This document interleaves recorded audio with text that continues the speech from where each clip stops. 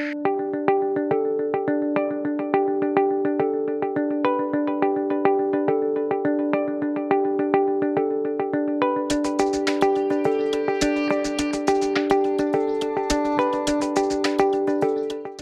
crédit bail immobilier est une opération de location d'un bien matériel à usage professionnel qui est assorti d'une promesse unilatérale de vente. Il permet donc, comme solution de financement, de financer tout type d'équipements du moment qu'ils sont immobilisables et immatriculables. Je citerai juste 2-3 exemples très rapidement: un fauteuil dentaire, un four de boulanger ou, ce qui constitue une part importante de notre production, du matériel roulant, qu'il s'agisse de véhicules utilitaires ou de tourisme par exemple. Donc le mode de fonctionnement d'un crédit bail, c'est très simple. Un professionnel qui a un besoin d'investissement va choisir son matériel lui-même, choisir son fournisseur, négocier éventuellement le prix, et il va aller voir son banquier pour lui demander d'acheter à sa place ce matériel. Et ce matériel, acheté par le crédit bailleur, sera loué pendant une période prévue contractuellement à l'entrepreneur. À l'issue du contrat, cet entrepreneur aura la faculté d'acheter le dit matériel pour ce qu'on appelle dans notre vocabulaire une VR, c'est-à-dire une valeur de rachat définie à l'avance, qui est en général de 1% du montant du contrat.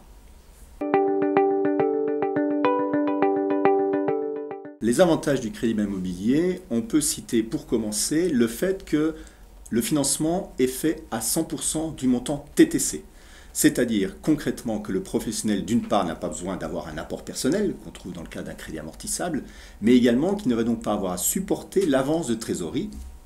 de TVA, globalement 20% en général, dans quelques semaines, et surtout qui est longue à récupérer. Premier avantage. Deuxième avantage, le montant de ces loyers du crédit bail sont totalement déductibles du bénéfice imposable puisqu'ils passent en charge d'exploitation.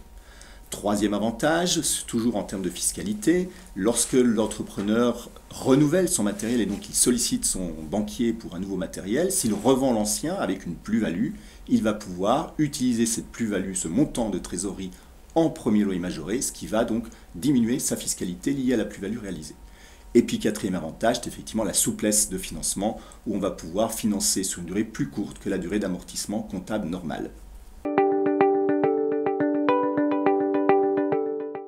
Vous avez un besoin d'investissement, que vous soyez aujourd'hui déjà client d'une caisse d'épargne prospect, que vous soyez déjà installé ou en phase d'installation, le plus simple effectivement est de vous rapprocher de votre chargé de clientèle caisse d'épargne dans l'agence la plus proche de votre entreprise, avec un réseau qui est très dense et qui va donc, en écoutant vos besoins, vos ambitions, vos objectifs, définir avec vous la solution la plus adaptée pour financer ce matériel. Cela se fera en liaison, en coordination avec Natixis Lease, qui est la société de crédit bail du réseau BPCE, qui apportera notamment son expertise dans le domaine du matériel pour pouvoir, in fine, permettre à notre client de réaliser son opération dans les meilleures conditions possibles.